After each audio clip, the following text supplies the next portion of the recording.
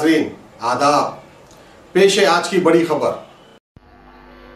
Sponsored by आलम पना sherwani house, address Khilwat squad beside Chaumela palace Hyderabad. जैसे कि आप सब इस बात से वाकिफ़ है कि शहर हैदराबाद बंजारा हिल्स पे मौजूद विंची हॉस्पिटल जाना जाता है नामुमकिन ऑपरेशंस को मुमकिन कर दिखाने में। कुछ ऐसे ही नामुमकिन ऑपरेशन को आज मुमकिन कर दिखाया है विंची हॉस्पिटल के कामयाब डॉक्टर्स ने। शारदा देवी नामी पेशेंट जिसे वैस्कुलर इन्फेक्शन था और जिसके चलते उन्हें कई और बीमारियां भी हुई और दूसरे हॉस्पिटल्स में उनका इलाज नहीं हो रहा था, तो कैसे इनका इलाज कामयाब हुआ विंची हॉस्पिटल में, क्या क्या परेशानियों का सामना इन्हें करना पड़ा और कितनी सावधानी और जोखिम उठाकर डॉक्टर्स ने इन नामुमकिन ऑपरेशन को मुमकिन बनाया और कैसे शारदा देवी के चेहरे पे वो मुस्कान वापस लाई जिन्हें उन बीमारियों ने छीन ली थी।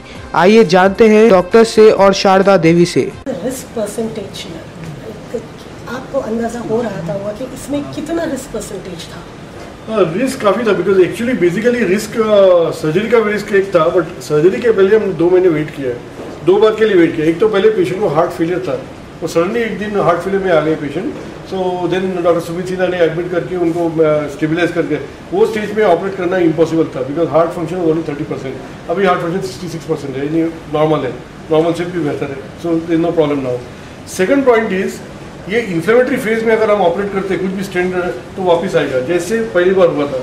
सो we don't want to do that. ये 2 महीने हमको वेट करना है। कैसे वेट करना? तो उनको रिमेटोलॉजिस्ट के भेज के वो दवाई शुरू किया था। पूरा उनका CRP और इन्फ्लेमेटरी मार्कर 96 था, नॉर्मली 6 के ऊपर नहीं होना चाहिए, तो 96 था। वो 3.6 आने तक हमने वेट किया। तब तक हमको डर था क्या होगा क्या होगा। उनको मैं कभी बताया नहीं कि मेरे को डर है, लेकिन उनका ब्लड प्रेशर मैं दवाई देखिए मेंटेन करा 90 to 100 के बीच में। उनको कभी भी गिडीनेस भी आ रहा, चक्कर आता, giddiness, because pressure maintain, because ज़्यादा प्रेशर होने से वो सूजन ज़्यादा बढ़ के फुट हो सकता है, बस्ट हो सकता है। So we are very worried. जब तक ये खत्म होता है ये ऑपरेशन तब तक we are worried that is a rupture is one thing which nobody can say. The risk of death यानी is very high in that rupture. तो तब तक वी आर अंडर टेंशन कि ये कुछ नहीं होना चाहिए जब तक हमारे इन्फ्लेमेटरी मार्कर्स कम नहीं हो रहे। तो ये बेसिकली वैस्कुलर मेडिसिन का यूज़ करके we have done all this planning, because if you just go blindly okay aneurysm है स्टेंट ग्राफ्ट लगाओ वापस आएगा, वापस करो वापस, ऐसा होता नहीं ना। तो we have to be have one time cure. एक बार क्योर हो गया बस, you should be alright for life. That is what our plan. इसलिए रिस्क तो है, काफ़ी रिस्क था ये सर्जरी में।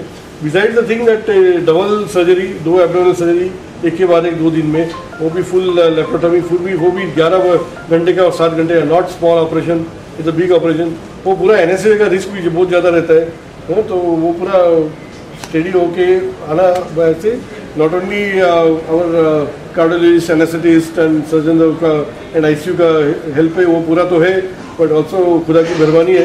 That is also we should accept. Why was the condition like इतना सीरियस कंडीशन क्यों हो गया था? What was the major cost for it? Basically उनको वैस्कुलर इन्फ्लेमेशन है। वैस्कुलर इन्फ्लेमेशन यानी जो डिजीज होता है, जो ऑटोइम्यून जैसा डिजीज होता है, कभी कभी कुछ लोग जॉइंट पेन आते हैं, कुछ लोग स्किन डिजीज आते हैं, वैसे ये body attacks the own blood vessels.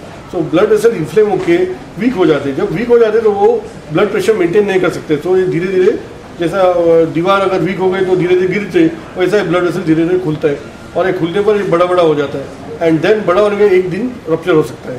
So the whole thing was boiling down to vascular inflammation. वो सिचुएशन एक्चुअली हमने मैनेज करके अभी किया है। Now the patient is going to be on rheumatology treatment. अभी एक्चुअली जाने वाले रिमेटोलॉजिस्ट का फॉलोअप के लिए, ठीक है। So that is the situation. Sharda Devi, आप ये बताइए कि आप किस कंडीशन में आई थी हॉस्पिटल और अब आपका कंडीशन कैसा है, और एक्चुअली ये प्रॉब्लम इतना बड़ा क्यों, आपको इतना बड़े ये लेवल पे आए तक प्रॉब्लम, आपने ट्रीटमेंट क्यों नहीं स्टार्ट किया? एक्चुअली मैंने ट्रीटमेंट जब मुझे 2016 अप्रैल में से फीवर आ रहा था, तो उसमें से ESR बोल के एक कंपोनेंट रहता, वो बड़ा हाई था। तो मेरे कज़न सोमशेखर रेड्डी ही suggested me to go for the internal medicine. उन्होंने वो डॉक्टर ने TB बोल के मुझे ट्रीटमेंट दिया था, लेकिन वो TB कंफर्म TB नहीं था, डायग्नोस TB बोल के नहीं हुआ था, लेकिन वो अज्यूम करके मुझे ट्रीटमेंट दिया था। और बाद में मुझे TB ट्रीटमेंट में सिटी स्कैन में ये सूडोनेरिज्म उन्होंने, हाँ, तो उसके लिए ट्रीटमेंट लिया था मैंने, उसके लिए ट्रीटमेंट। अब आपकी कंडीशन कैसी है? मेरा कंडीशन अभी अच्छी है। तो पहले जो थी, जो आपकी जैसे सांस चल रही थी, जो सारे कॉम्प्लिकेशंस आपको थे, हाँ। तो अब आपको खुद फिजिकली महसूस हो रहा है कि आपकी तबीयत अब हाँ, मेरा पेन कम्प्लीटली गॉन।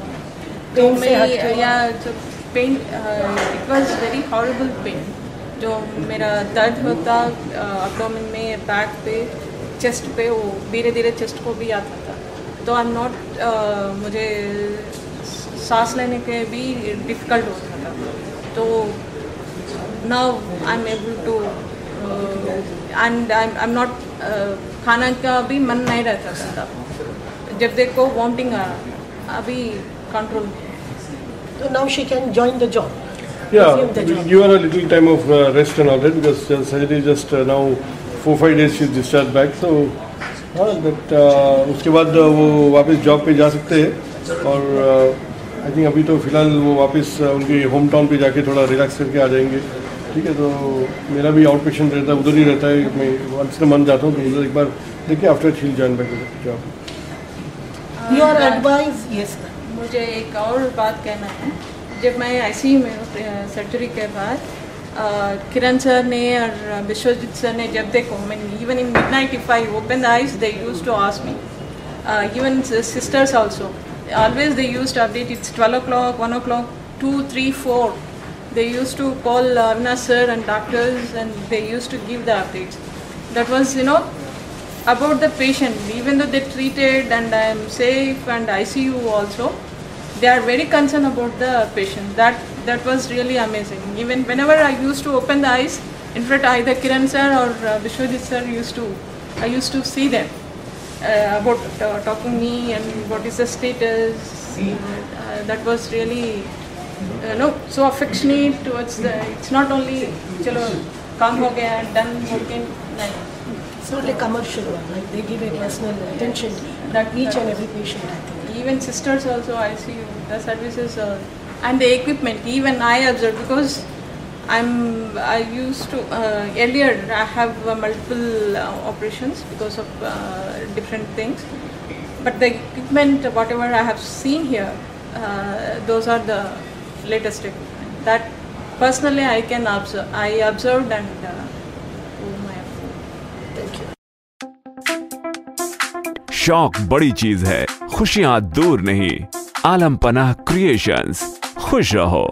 आलम पनाह शेरवानी हाउस, खूबसूरत लिबास की शान, उम्दा शेरवानी और पठानी का एक ही मरकज। जी हाँ, आलम पनाह, सबकी जुबान पर एक ही नाम, आलम पनाह, आलम पनाह, आलम पनाह। खूब है जान, बुलंद है मयार, रिवाजी मलबूसात का फैशन, आलम पनाह से ज्यादा कोई न जाने।